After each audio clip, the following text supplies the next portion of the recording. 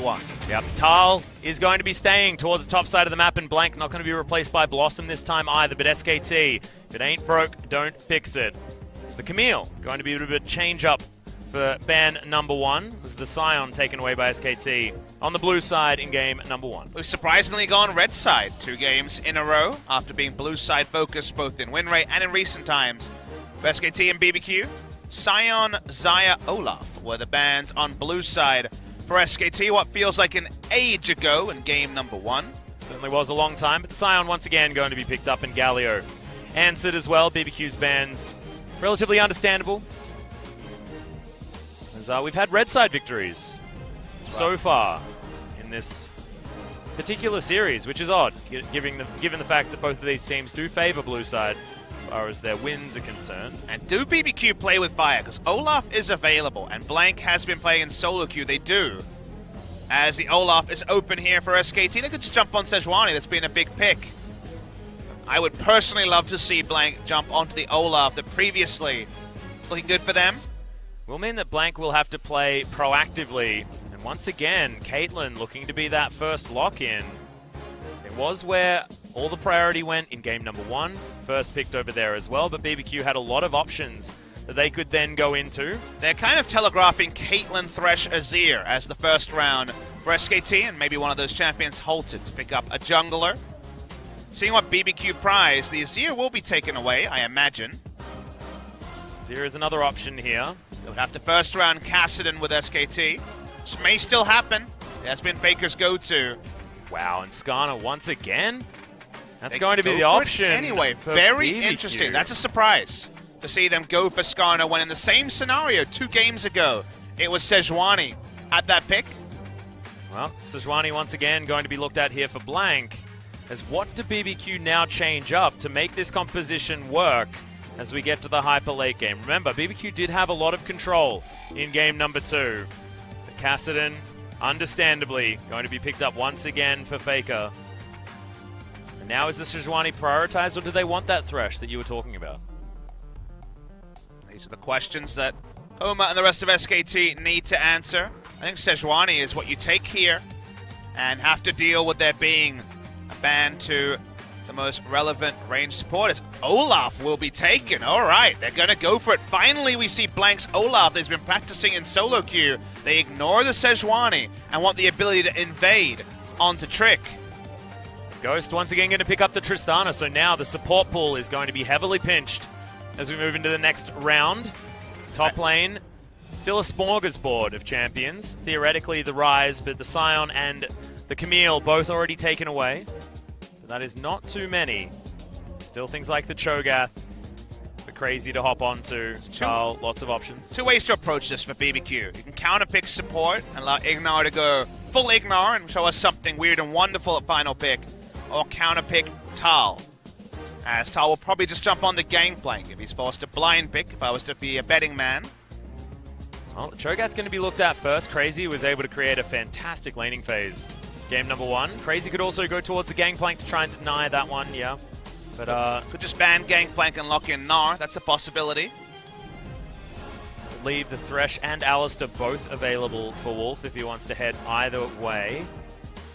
Let's see what the decision is here by BBQ. Again, a lot of ways to read this. They do ban the Gangplank, which to me suggests Crazy might be jumping on the Gnar.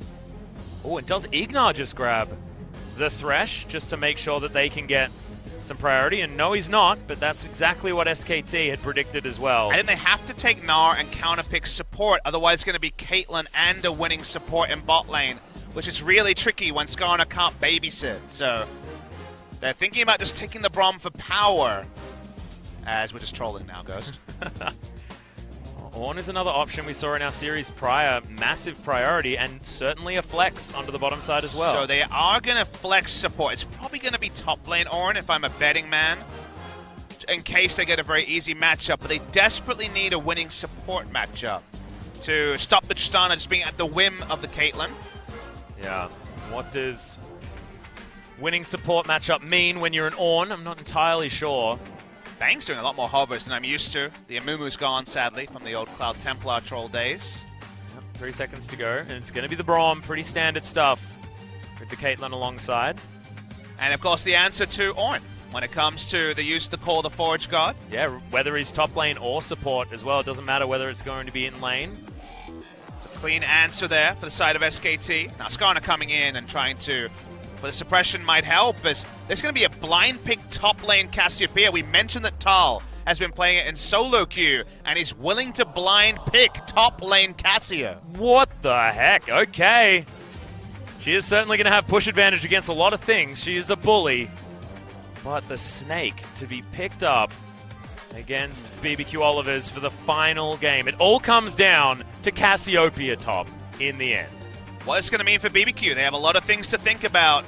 They're going to go with the Ornn top lane anyway. Very, very sustained and can get through. And it's going to be Tristana Rakan again. All right, well, we're taking big risks here on both sides. Cassiopeia has a strong laning phase.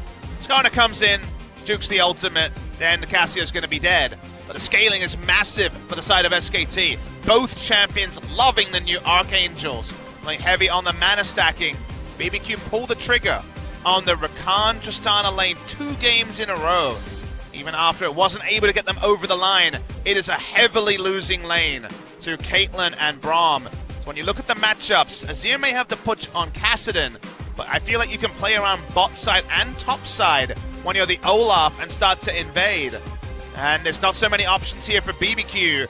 So we said weird and wonderful. This one errs very much on the weird for me when I look at BBQ. And SKT may be taking a couple of risks when it comes to the Cassio top that Tal has been loving in solo queue.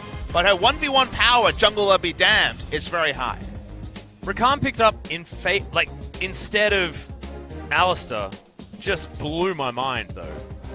Just not sure why Ignar would make that decision. Hopefully he shows us exactly why with some of the options that he will have instead. But man, Papa Smithy, you're right.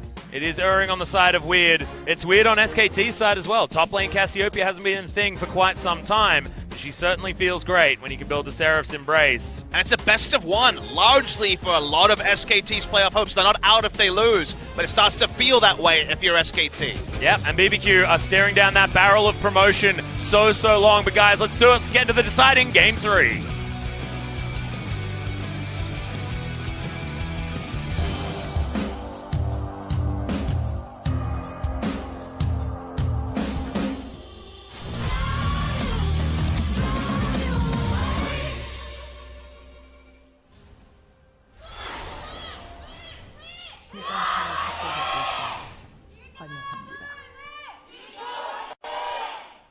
Well, even if there aren't as many of them, the BBQ fans still very passionate at getting their team across the line. SKT fanship dominating the Seoul East Stadium tonight, and everyone staying out. We're very close to midnight. Hopefully no one's going to turn into a pumpkin. And I think it's something that we should talk about a little bit more is, of course, the games start here a lot later than in NA and EU, starting at 5 p.m. Korean Standard Time. We also have the fixed starting time of 8 p.m. for our second series, ended up being 9 here. As the first series went long, remember that a lot of these fans are, students. They don't obviously have a lot of income.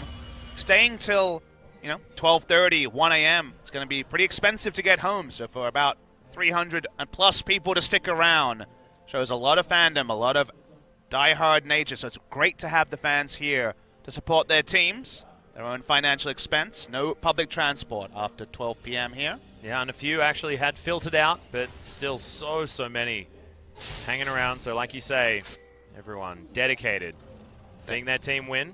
Thank you to everyone who's been around for the entire stream, because it has been, again, 2 back-to-back 6-game days. This one probably the most important when it comes to a best of one, and what it represents for SKT. If they win, they go ahead of Rox Tigers on head-to-head into 5th spot, with pretty similar strength of schedule in the final 3 matches. So they'll be half an inch ahead, you would say, overall. If they lose, it gets much trickier for the side of SKT. But when it comes to pick and ban, even though, as you say, you look at the Tal on the Cassio and say, don't know about that one. It was a blind pick Cassio. Cassio has a very strong laning phase against most traditional melee champions.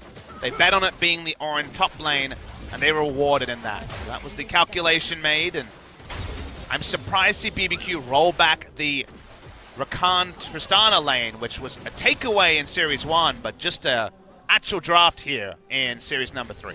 Yeah. with the Alistair available, which is the hugest deal for me. We're at quite a few bans, but okay, we'll see whether it's going to work.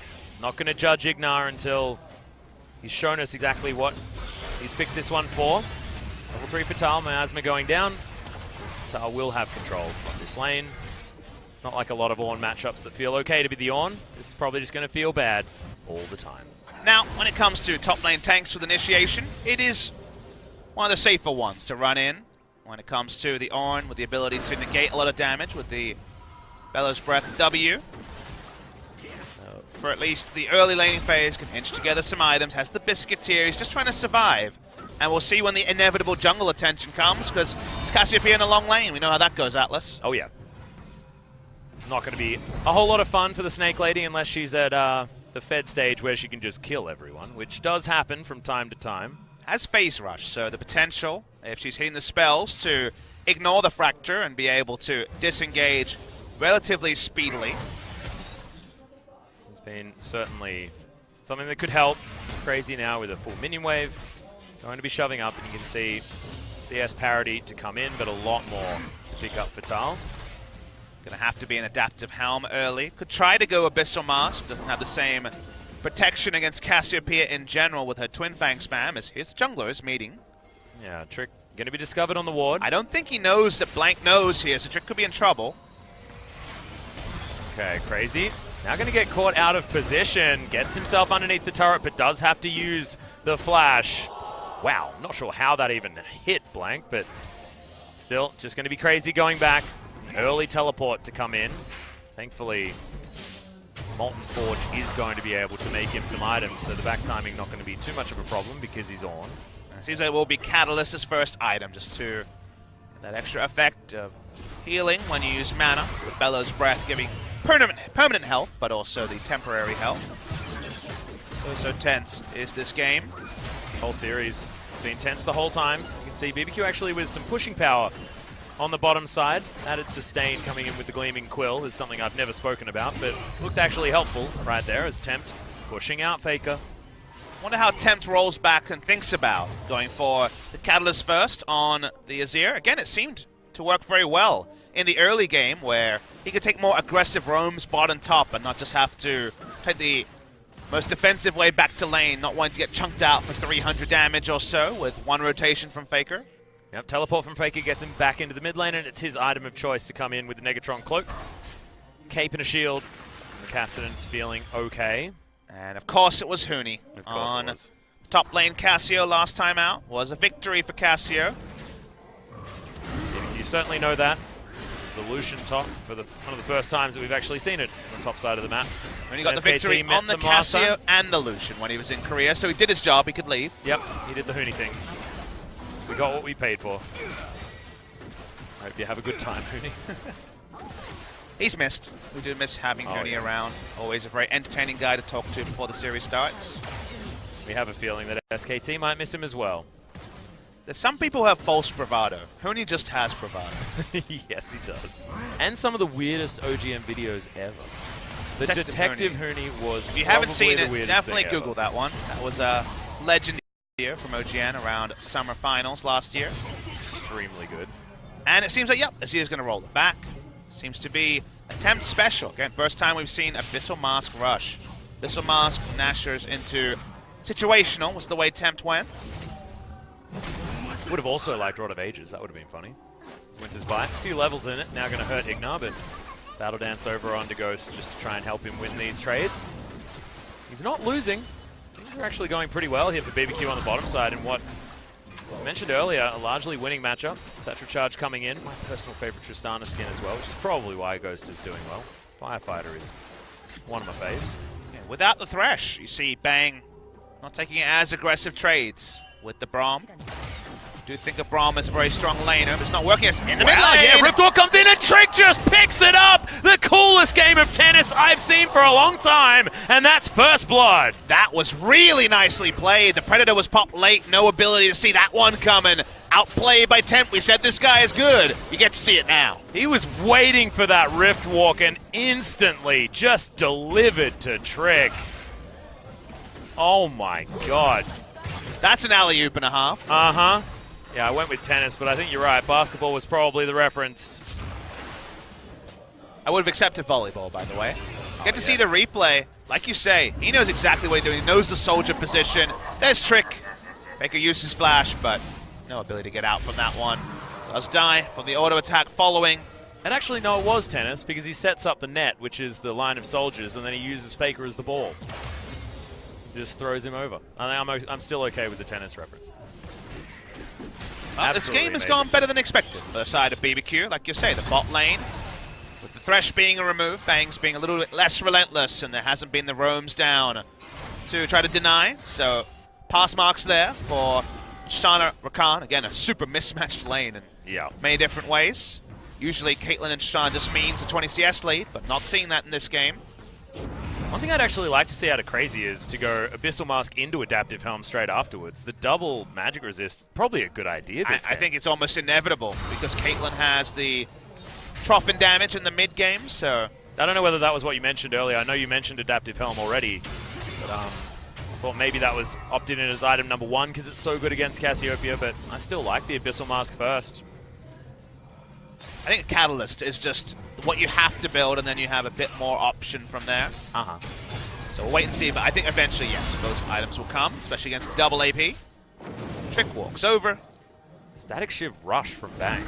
Yeah, just try and straight keep up. The wave push, yeah. It's actually really difficult to last hit with the Shiv Rush, because you are very, very low in AD. They know this is happening. Zia walks over, but probably going to be granted to BBQ. Yeah. Trick pretty happy that it's a Cloud Drake, not going to beat the hell out of him, like the Ocean did earlier on, although that was on the side of Blank. He even holds onto his smite as well as they're looking in the mid lane. Yeah, Faker should be able to get himself out. Attempt once again. It's not going to be Rod of Ages this time. It's going to be once again the Abyssal Mask. So happy to face check. Notice that Olaf has been pretty defensive on his play. So when it comes to the people that we thought would go aggressive, which were Caitlyn in the 2v2 against Tristana, and the Olaf largely around top side because it's Cassiopeia in lane, we haven't seen any invades. It's been a farming Olaf, and only gank was a very creative one, but positive for Trick, as we do see Blank calling on a ward. Yep, know exactly what's going on there. Back's now going to come in from Tal as well. He's got his tier stacking up, wanting to build towards his Archangel Staff as quickly as possible.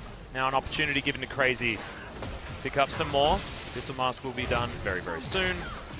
See whether this means that the lane is just going to get easier and easier, or as the Cassiopeia scales, it's going to get harder and harder. Okay, that was very quick. Goes for a very fast Remnant of the Watchers. This is something that I expected to see more of on patch 8.4. I know when I was playing on 8.4, a lot of top lane cannon making an item like this and going for the gold generation, then being able to have the Sightstone effect and take into the sweeper. Access to extra sweep is so difficult. SKT were a team where Faker would always turn to sweeper on first back on basically every champion. That was the way they played. It's a nice little trade from Crazy. Yeah, Tal's in trouble. Call of the Forge God coming down as the Petrifying Gaze goes wide. Crazy holding the timing really nicely on that. And with the ult down, Tal's diveable. Definitely. Very, very squishy. He only has the health from Remnant of the Watchers, but Trick's not going to walk up and look for that dive. Ooh, I was scared. I thought he might have actually opted in for it. He's going for the Merc Treads. It's Crazy. Just hops into the forest and builds himself some items. Molten Forge is very, very handy. Caitlyn takes the time to go for an earlier back to get some AD, gets a pickaxe, and hooks away to, well, it's a pretty standard 2-item spike. Yep. For his peace of mind. Got a very early Berserker's Greaves coming in from Ghost here as well. Boots Managed 2. to get the BF Sword Rush. And Boots 2 makes a lot of sense. You want to sidestep an ability, whether it's the Piltover Peacemaker or... Useful if you're getting From here. outranged as well to have a bit more movement speed. Absolutely. Outranging will happen till a long time in the game.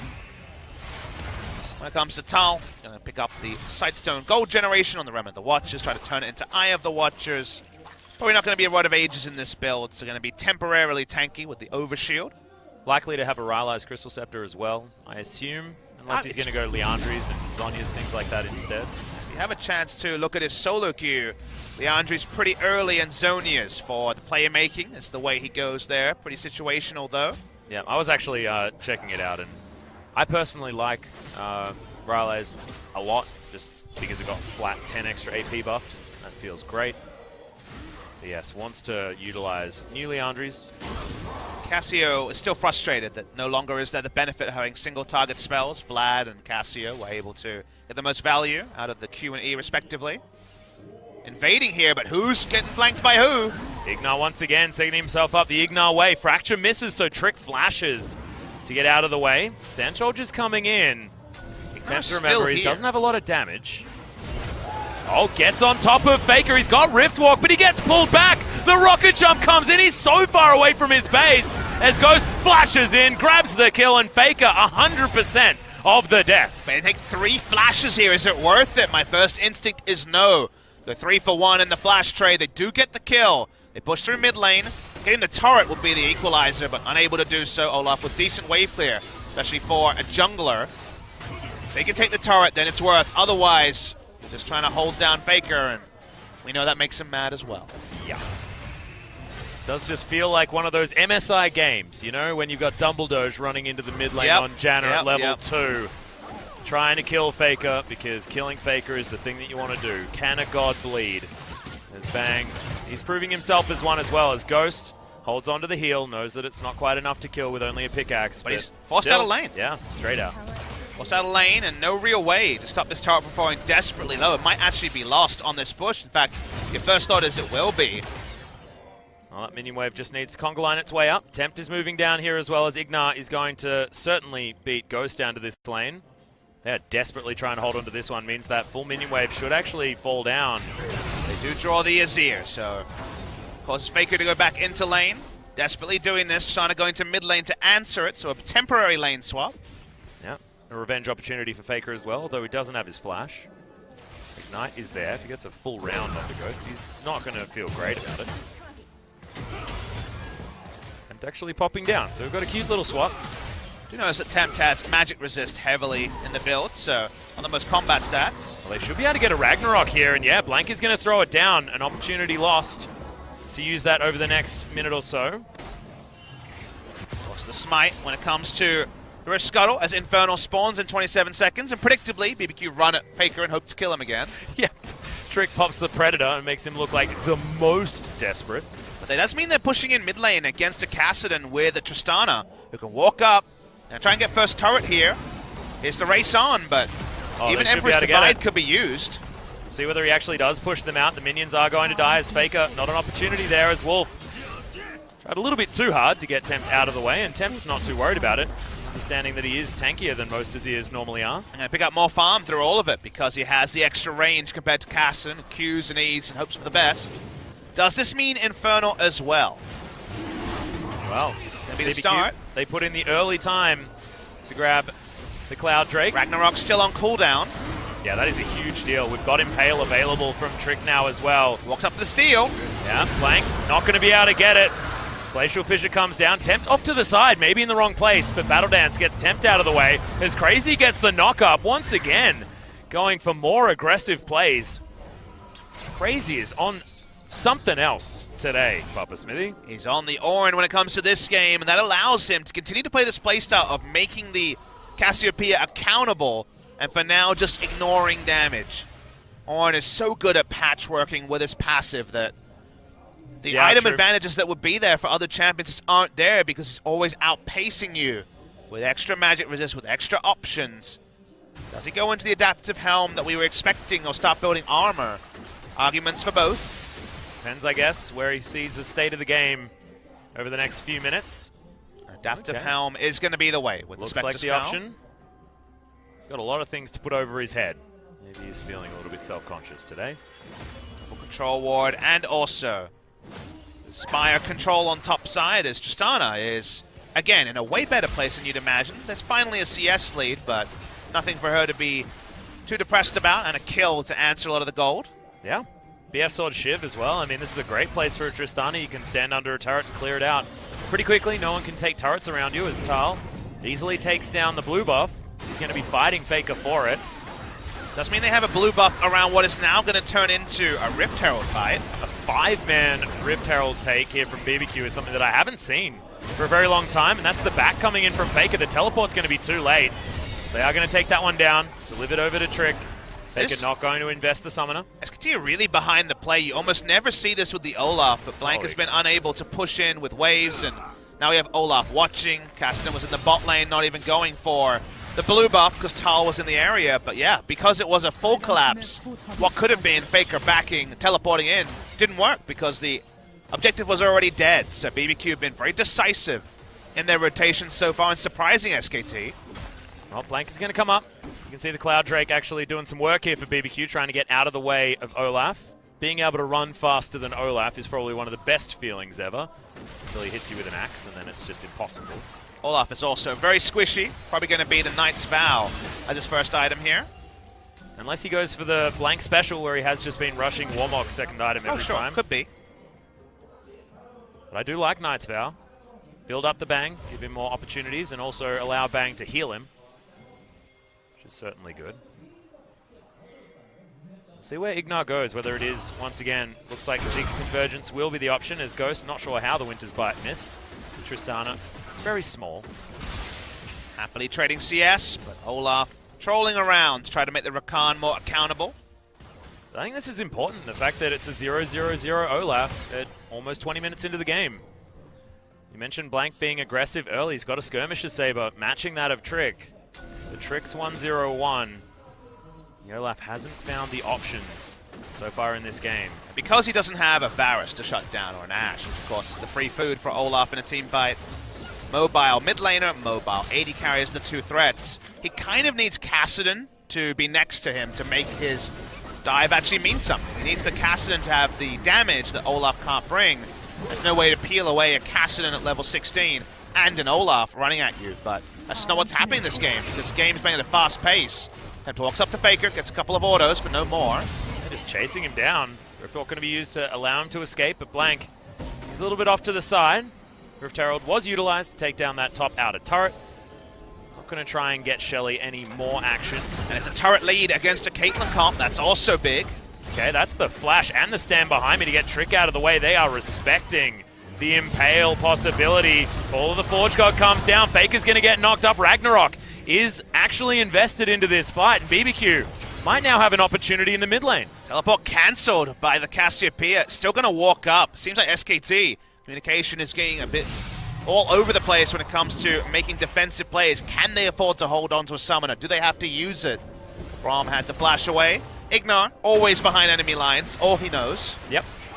Needs to be off on some sort of flank at every moment possible. Spellbook going to allow him to possibly do that with a teleport later on, which seemed like the most ultimate buff to Ignar. But running on Baron, they have good Baron damage with the Cassiopeia. We always talk about that when it's a mid lane Cassio. So while Kassadin not known for his Baron speed, Cassiopeia now with the Liandry's in a great spot to threaten it. It's not the time where they really want to be going for it though, because Bang, you can see so close to the QSS. Once he gets it, then maybe Bang can get himself into a dangerous position, but right now has to respect Trick with the Predator. Look crazy. He actually went for the fastest possible Orin item and upgraded his Abyssal Mask. And that means he just did it for more magic-resistant health. So it's just about spending 1,000 gold to have immediate power, hoping to find a fight. That does actually end up delaying the next item. And while you might say, okay, but he has cost-effective magic-resistant health, do consider that Adaptive Helm is just so good. And it's about the passive, right? You pay for the extra abilities that items provide, so it does mean that his 1,000 gold relative to the other options is not going to be as ideally spent. Not going to matter at 50 minutes, but at 21 minutes, something to talk about. Yeah, another thing to talk about is Tempt completing the Nash's Tooth and the fact that we do have the Warmogs coming in for Trick. Not going to have the passive quite built up just yet, unless he's got an Elixir running or something like that. Faker is far behind in terms of effective items now, and BBQ want to fight now. That's what that 1,000 gold suggests. It's Nash's Tooth and Abyssal Master, not even an Archangel's on Faker. So right now, when it comes to immediate power, it's a bigger gold lead than 36.2k suggests. And this is the second Infernal. But needs to find a way to steal this, otherwise even more scaling to the side of BBQ. Yeah, the third dragon in a row for BBQ as well, as it's down to half health. Trick is going to go down to half, and Faker wants to try and find his flank. Wolf over to the side as Ghost jumps over. Wolf in a lot of trouble. That's the first dragon going over to SKT, but the quickness comes down. They're looking for it from Ignar. He just explodes, but Wolf is going to be traded. It is support for support but Faker's still alive. Ghost gets delivered an ace in the hole and gets very annoyed at But 10. consider that BBQ can run through mid lane and try to do turret damage. Caston's going to get that first, and maybe it doesn't matter. The Sun turret goes down. Trade of supports. Domino wasn't available for Wolf, so the flash is going to be there for a longer time. See, Tristana walk to top side. Always a chance you see a fallback Baron for both teams, given that Azir and Tristana also great Baron takers. 22 minutes in, we are no closer to knowing who will win this all-important series between BBQ and SKT. Yeah. Also another one of those tricky questions when it comes to scaling and late game and things like that. Is the teamfight composition seems a little bit easier to run for BBQ, but Faker's on Kassadin. We've got a Cassiopeia in the game as well. And Caitlyn does ridiculous things with 6 items. And I love it. I think it's so much more exciting when you don't necessarily know where the power lies. You don't necessarily know how your teams are going to match up, but you know exactly what you want to do and what you're trying to do in these fights. Feels like Cassio and Kassadin, despite having very similar names, have a pretty difficult time when it comes to, a pretty different time when it comes to late game fights, where Cassio very prone to being just tied up by a Rakan into the rest of the initiation and dying in the middle of a fight. Archangels be damned, whereas Kassadin does Kassadin things at 6 items.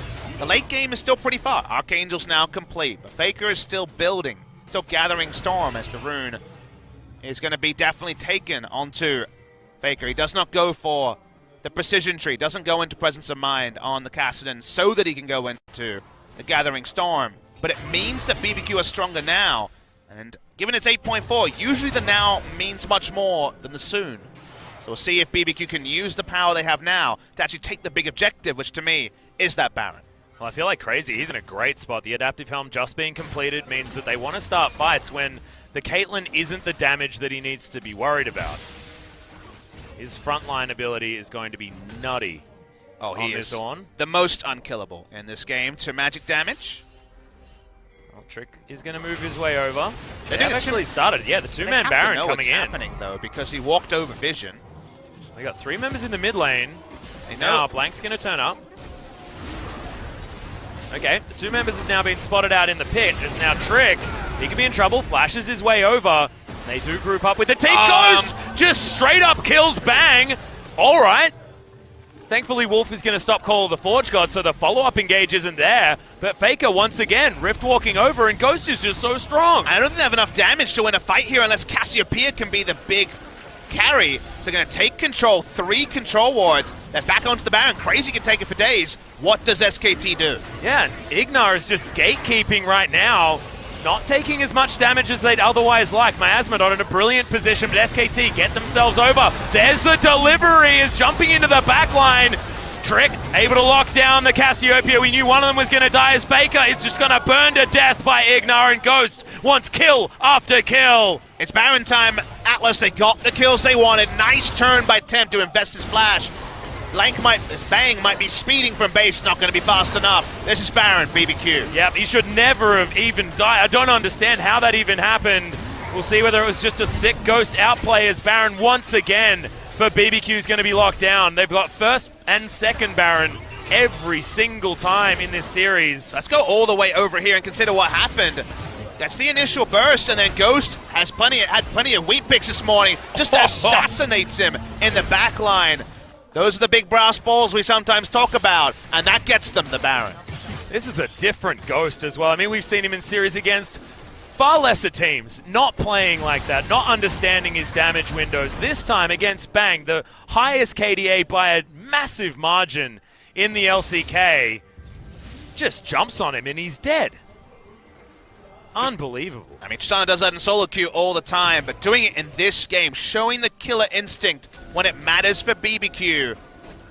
Remember, they are right now 9th. They are right now playing in relegations. They want to get out of the spot they find themselves in. They went for the Baron. Faker is still irrelevant in terms of damage. They want to keep fighting and break the base on their first Baron. There's the Bannon as well. How are they going to get to it with Cassio and Faker on the Kassadin? It's going to be tricky. Yeah, well, they're just going to grab Faker. Nice double knock-up, but Riftwalk is going to get Faker out of the way. Wolf getting a lot of money's worth for his Unbreakable, but it's not going to be enough. Ghost, 3 items, so much damage, and Crazy comes in and says, you wanted an Ornn?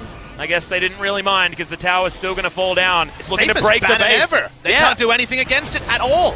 28 minutes in goes Ignar. They still want to fight. As Tal comes out with a Seraph's Embrace. Used the ultimate there as well. Just didn't find anyone. Battle Dance gets Ignar out. He doesn't even need his partner in crime in the Xayah.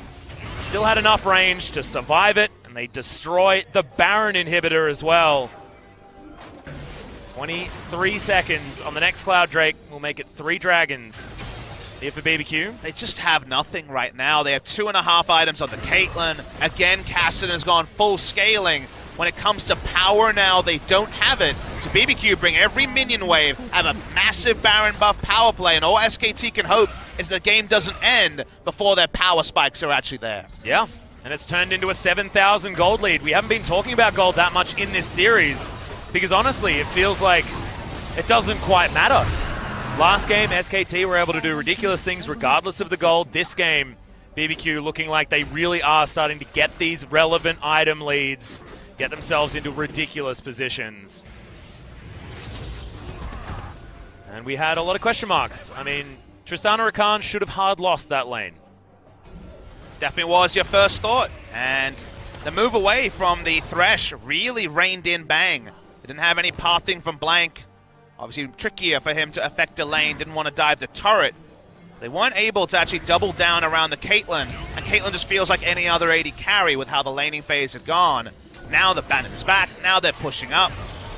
BBQ are 2 picks away from maybe just ending the game. Yeah, and they've got so many pick options as well as Ignar. We know he smells blood at all times. Unbreakable downs. They could also use the Ornn ultimate freely for the next 5 or 6 seconds. Yep, get their way through, and they hear you, Papa Smithy. They are going to throw it back. It's going to knock up Bang, but they just want to buy time, and they don't need very much of that at all. Base broken 2 places with the first Baron, 30 minutes into the game, and BBQ have a huge lead. It's just great calling, on-the-fly decisions from BBQ that hurt them a couple times in the previous game are basically always riding high. This is when you got the aces, the pocket aces up your sleeve, Atlas, because they know that Archangels are still getting there. They know the power drop is still there for Bang as well, and because both the carries aren't ready to go, BBQ, they're super ready to go. Yeah, it feels like the Ignar effect here coming in against SKT.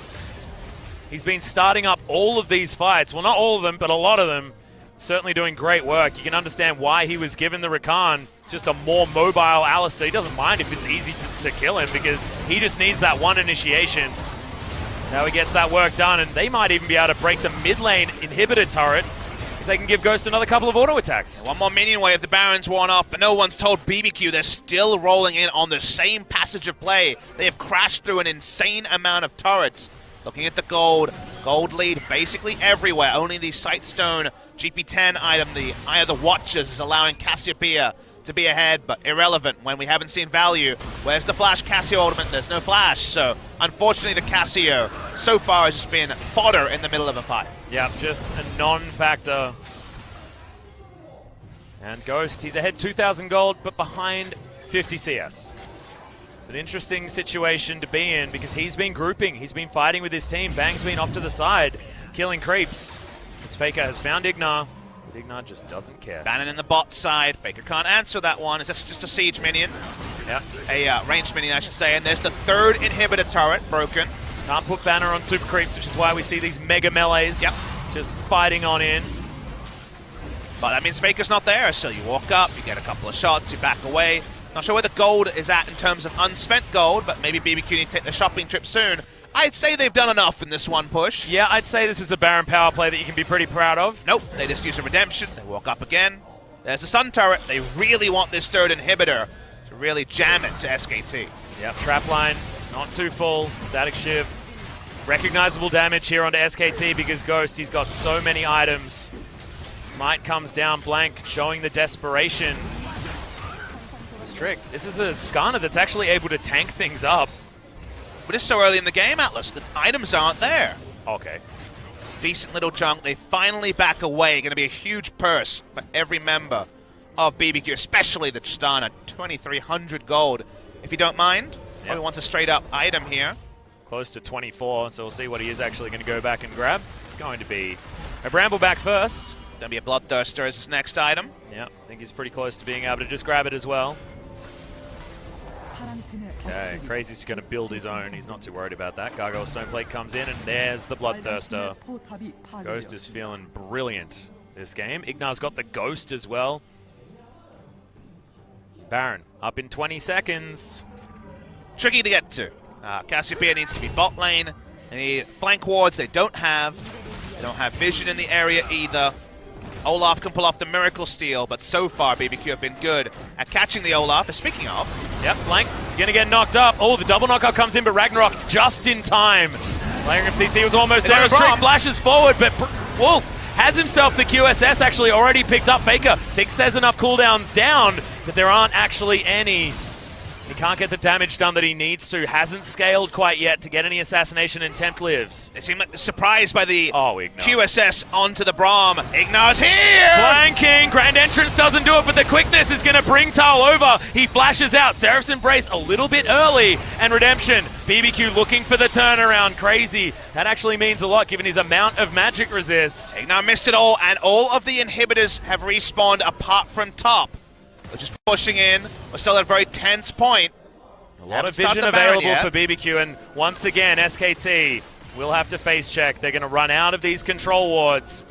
BBQ playing patiently. Trick deciding that patient is not the aim of the game for BBQ today. Some big ults are down. This is not patient play. They need to turn off this. Here comes the TP. Yep, they're going to get Tal's TP, and they're going to get it for free as well. BBQ able to disengage. Now just moving over towards the top side. They think that they've got the inside track to the base. Okay, Ward is going to pop over. Tempt just wants to grab a blue buff. They're playing the do-si-do. This is just a fight for positioning to start this off. Back and forth, back and forth. Only Kassadin can ignore. Oh, the Predator's there. Wants to try and find the Impale. Did at least have the Pulse. Strick, you have to be a little bit careful, buddy. Ignar in the back line, but this time is sighted, clearing a control ward. Ragnarok still available. Glacial Fisher almost off cooldown. Could have 10 ultimates and should have it before the next fight. Ghost on cooldown for Ignar as well as his flash, but the quickness is back up. And look at this guy go. Just hacking down that inhibitor. He has so much attack speed. Yeah. He's going to get it too. Oh, he got distracted. No. He got really distracted. No. He needs to do the loop. He's trying to dodge out of the miasma. Oh. He's just not a man with a plan, it seems like. Well, I mean, Tal, what is he going to do? Have an evil conversation with it? It's not like he can hurt the guy. Well, it doesn't kill the inhibitor, and that's the bigger problem for the side of BBQ. So a humorous moment, but pretty pivotal that inhibitor doesn't go down. It means they have 3 inhibitors up. They can play outside the base more than you'd expect when all 3 of their inhibitors have been down this game. SKT still with life, only 6,000 gold behind. The game is still not over. Yep. I'm going to call that guy Jack Nicholson. That's the melee minion. That's my favorite one. BBQ going to set themselves up once again. They do have control of the vision around the Baron buff, the Trick, control wards everywhere, so any extra... Okay, Blank. A couple more autos and he's just dead, and Ghost is going to be able to pick that one up. The Q from Tempt was enough to help out, and that is just unacceptable. That's the jungler dead. A Baron now going to go once again over to BBQ, and there are open inhibitors. What does SKT do 4v5 against this comp? He may not be Brolaf, but he was a bro in that one. Unfortunately for the enemy team, he gets caught. They're going for more. They want to close the game with this. Yep, Call of the Forge God can get eaten by the Unbreakable, but they just wanted to kill the Braum. Trick jumps his way forward. They find Kassadin. Grand Entrance for the follow-up. See you later. And there it is. They just deliver all of the damage from the magic damage dealers into the backline, and they just snap it up. 10-1 in kills, and BBQ look brilliant this game. Ghost may not actually want that 1v1, but he's going to have a redemption. He's going to be able to take down all of these inhibitors. Waiting for the minion wave to come. The inhibitors will go down. The game should end. It's 30 seconds onto Faker. Ghost starts to get chunked out. Needs to lifesteal off the wave. Bloodthirster's in, though. He's just going to have no worries getting himself healthy again. Here comes the minion wave. Here comes the ban, and here comes a loss for SKT. Unless we see one hell of a super play, Olaf is back up. Yep, Olaf is going to come back in, but the solo laners aren't here, and look at the damage to these Nexus turrets. The first one died in an instant, the second one going to follow suit. The Olaf is going to follow even faster as Wolf with the Unbreakable. It doesn't matter, you can't defend. You're dead Nexus now as BBQ upset SKT in one of our longest nights we've had so far. A massive upset by BBQ Olivers and the effect it has on the season for both. is palpable. SK Telecom T1 are now still a match behind Rox Tigers with 3 to play. Both of them play KSV. Maybe SKT want to have the biggest heist to make it to playoffs. They could try to beat KSV and hope KSV can take down the team of BBQ, but you see Wolf head in hands because he understands that suddenly it's not in the control wholly of SK Telecom T1. Suddenly they need results to go their way. And this season that has gone so far off book for SKT, the hype train is off the rails. And there's not really much else to say. They need things to go their way, and SKT's squad, when you think about how much they had to toil to beat BBQ, even if they pull off the majesty of stealing a playoff spot, that grand final in Busan on the 14th of April is looking so far away. Yeah, being a match behind Rox is just so devastating now for SKT. The difference is between an MVP versus a Jin Green Wings. And if you can't take down BBQ, it's just going to be an awful time. Rox Tigers looking to actually make their way back in. You remember, they stole that match off KT. Certainly wasn't something that SKT could do. So hard to watch some of these players. Very emotionally affected because, of course, it went so long. Game ends after midnight, 20 minutes past midnight local time in Korea. Wolf being consoled by his team, the BBQ players smiling, but they also know they've been through a war, and their war is not over. They still have to fight. They still are not clear of their relegation spots. They'll feel good about beating SKT on the day, but it feels like we watched the first part of an epic because there's still sequels for both these teams to be followed before we truly know what this result tonight means. Yeah. And all the games that we saw tonight were super interesting. We haven't seen a lot of what has been happening today throughout 8.4. It's like everything took a turn for the weird on what was second last week, first day at OGN. I seem to have some sort of blessing. I can give you guys the most League of Legends ever, almost consistently. And this is the fans at home. See how frustrated Blank is on your screen. He knows the fans will have plenty to say about him, but it was a team effort to go through the problems that SKT have, a squad effort. They've had so many different combinations of players, and none of them have hit big. But it's starting to hit the players where they are at. SK Telecom is looking outsiders to make top 5 after being the second place team in the world at the World Championships in Beijing in front of the biggest crowd that's ever been there for a League of Legends event. Everyone is decimated on their side, understandably. Whereas for BBQ, a super hard-fought victory. They have beaten Kingzone Dragon X and SKT in the same season. Big carry performance from Ghost in this game. But it's what it all means and what it means in terms of the standings. This is the regular season through and through. This is the business end of the season through and through. This just has such big ripples around the rift. Yeah, the implications is something that you just struggle to really get into your mind, and we will be working it out. What do we say about building up damage? Faker could just never do damage this game. He never got there because the game around him was lost. Stana and the Rakan, one lane, pretty damn hard. The Olaf was never able to invade. And where was the split push opportunity for that Kassadin anyway? Nowhere. He was up against a pretty much 2.5 magic resist item on that he couldn't touch. And this was the Cassiopeia blind pick that Tal had been preparing, but when it came, that jump up from solo queue to 5v5 professional play, it didn't work. Congratulations, Ghost, a player who's been criticized.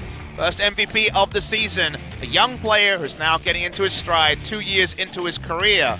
Had a career-defining performance tonight. Yeah, brilliant stuff. Solo killing, bang off to the side, really was a highlight play.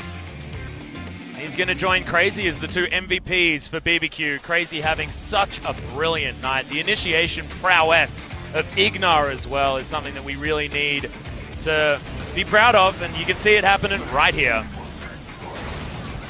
Sad that we don't get another look at that first blood as well, with the Kassadin being delivered to the Skarner. So many cool plays from BBQ tonight. Understandably, all the talk afterwards will be about SKT. They have the fan base. They're the team that has the most eyes on them in the world. But you're right, BBQ's storyline, they're trying to desperately avoid relegation, doing it through victories over Kingzone and SKT of all teams, and SKT also in They're big scalps for BBQ to pick up. They haven't been able to do it against the teams around their level, though. That's been BBQ's problem, is they've lost to a lot of those low-placed teams. So for them to have a team performance and get up against SKT and play out of their minds, the best BBQ performance by far on the season, even better than the King Zone series. That was weird and wonderful. Yeah. Is really important to highlight for BBQ. Trick and Ignar did not come to Korea to be relegated on their return from the EU LCS. That time the Cassia ult hit, but didn't matter. Congratulations, BBQ. And we get to hear from Ghost as well. Yeah, it's the kind of coordinated play that we haven't seen from BBQ and is brilliant, but we are going to throw it over to Joel to have our last MVP interview of this very late night. Thank you very much, guys. This is Joel with your last interview translation for the night, and we're here with BBQ. A very, very important win over SK Telecom, and after a long run, we're going to have an interview with the MVPs and also the coach. Crazy, an absolute marathon of a game today. And right now, the top has been strong. How do you feel? A loss for us today would have been a very difficult situation for all of us also. I think it's for both of these teams that fought today that really needs to step up to the next level. Ghost, it's been a struggle throughout the series, but how do you feel on getting the MVP? It's been such a long time, really, since I got the MVP. I mean, you went with the Tristana and both ways with the both ADCs, and we want to ask again, is it a tree or Tita? I also call it Tita for your reference. The coach was laughing at you as you said that, so it really was a back and forth action. Just all the jokes aside, and it really, how'd you see the result once it did end? I think games 1 and 3 we were very successful in what we were trying to do, but game 2 was, I was glad that we got the victory, but I think we needed to improve a lot on the missing aspects of things. What mindset did you have in coming to today's series? I mean, if we did lose today and relegation was definitely becoming a reality for us, and we knew that was kind of the case that we wanted to always think about as we played all the games today. Crazy, you were listening to all of this, but how'd you feel about this current situation? Of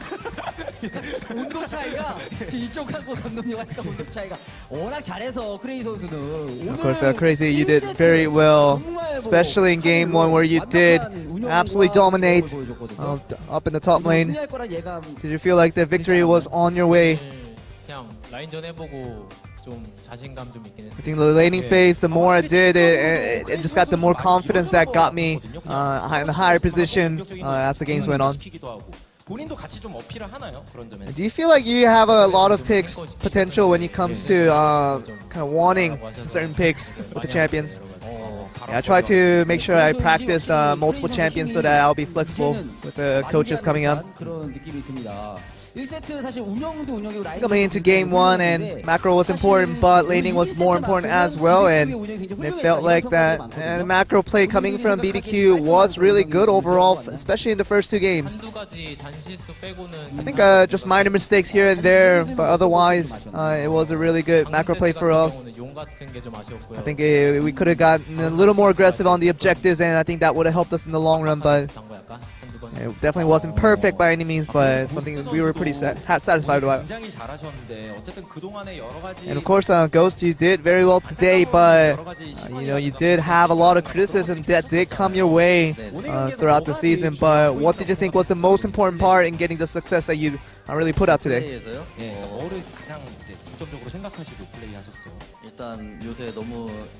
I think I was put on a lot of pressure, but when the pressure is so heavy, you just kind of lose all the responsibility and feel like you're lightweighted in some way, and you just can play freely as you want. And when you kind of just take that off your mindset, it just allows you to play a little more comfortably. We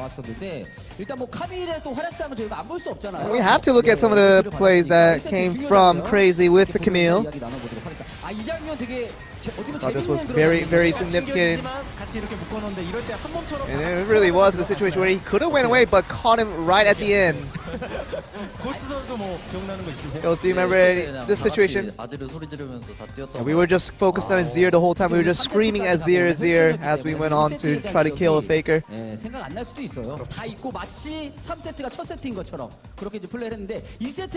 Let's go on to game 2. There's another highlight.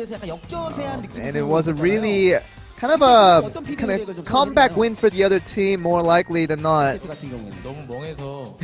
I mean, I'm just kind of so lightheaded right now after all that back and forth action.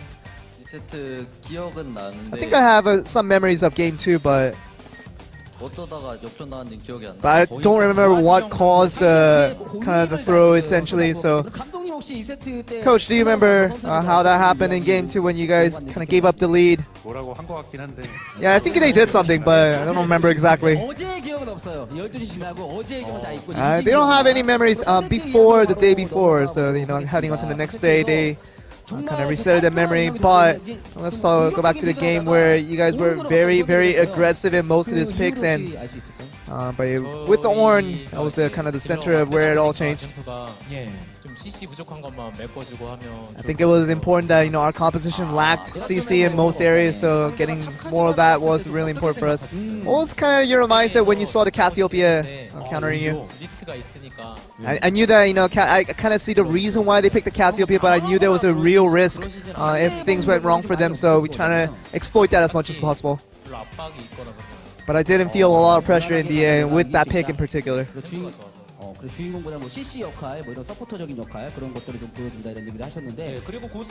And with Ghost, also that's something that's we're curious. And we do see that Rakan really wants to be played by Ignar, but kind of just see that being with the Xayah is kind of the common knowledge that you have to play with that champion. We try to go with these supports that Ignar feels very comfortable in, because I know he likes to just fly around and make a lot of plays, and we depend on that. So we allow him to get something that he's comfortable with, and we try to fit in our pieces after that. Let's look at some of the highlights with what Ghost has done in the winning plays that led to the victory at the end. And that was K-Team was way alone over there, and I knew that his teammates were nowhere around, so I knew as soon as I jumped forward, I knew I got the kill right at the end.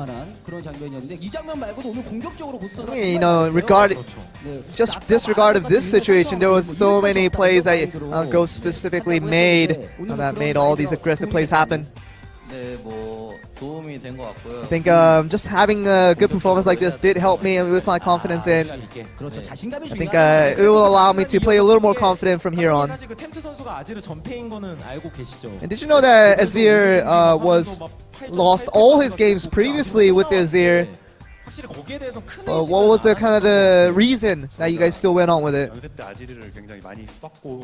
He used the Azir very much during practices, and it only kind of had the negative impulses only during competitive plays. So we still have trust in him, that faith that he can still play well with it.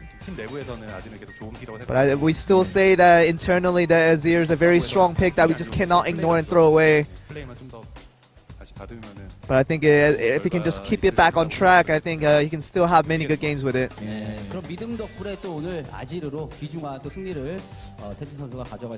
course, that was the reason why Tent was able to pick up the win with the Azir.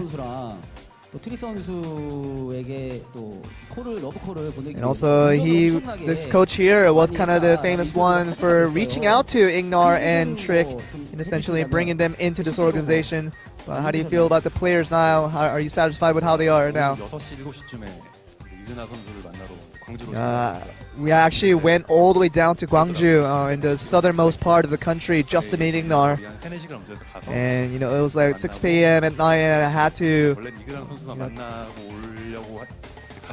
It was a kind of the intention of going to see Ignar, but while at the same time I got in contact with Trick as well. So And kind of things went well, and we got him in our car and just drive back to Seoul, and that was a happy moment from there. Of course, you guys did get the win, but you still have a couple of games to go that are important for you guys to pick up the win so that you guys will relieve of yourselves of the relegation. But you know, winning today's game gives us hope and gives us a future that we can kind of push forward towards.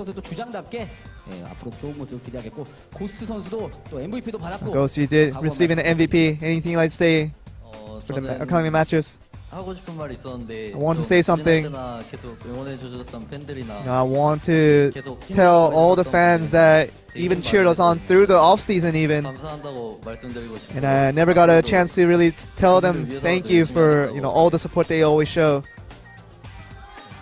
So that's kind of what he's trying to put at the end. So a lot of emotional stir that did go over with Ghost. But with Coach, anything you'd like to add on to what the two players said?